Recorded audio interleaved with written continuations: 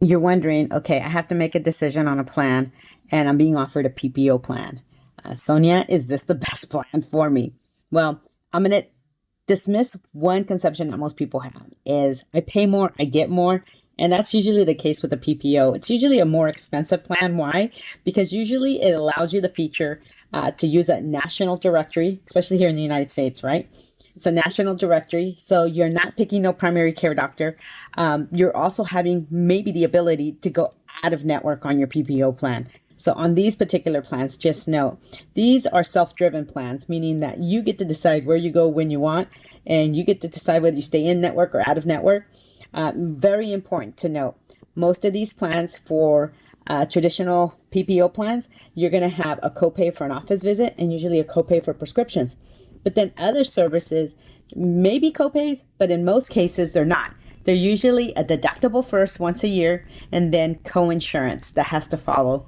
But there is a number that's really important that I want you to know. It's the out-of-pocket maximum.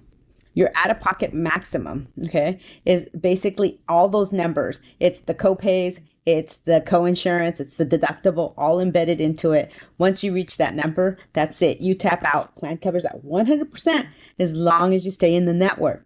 Remember, you may have an out-of-network feature, but the out-of-network feature may be a separate bucket, meaning a separate deductible, a separate percentage, and a separate out-of-pocket maximum. In some cases, what will happen is to encourage participants to stay in network, if you just by maybe a mistake, you ended up going out of network, they'll count it towards in network, but they won't count in network towards out of network. Hopefully that makes sense to you. So always know on a PPO plan, if the doctor says, hey, Sonia, I want to do some labs on you, he is not obligated to make sure that I stay in the network. I have to make sure I stay in the network if I want the better pricing, the contracted rate that the insurance carrier has. So I want to make sure when the doctor says he's going to draw labs that I know where he's sending them off to in that little white box out front.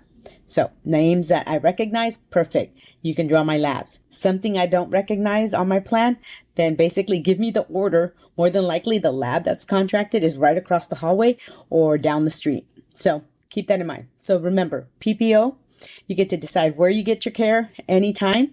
You can stay in or out. In most of these plans for traditional PPOs, preferred providers, you can pay a copay for office visits and prescriptions. Then everything else usually is deductible, then co-insurance until you reach out-of-pocket max, which includes all those numbers. God bless. Until next time. So many things that can happen in our health that sometimes we don't quite understand, but there's something that can help support your immune system and you might not know about it. That's where I specialize in that. Click the link below and you'll be able to get more information on this specific product that I use to help support my overall health.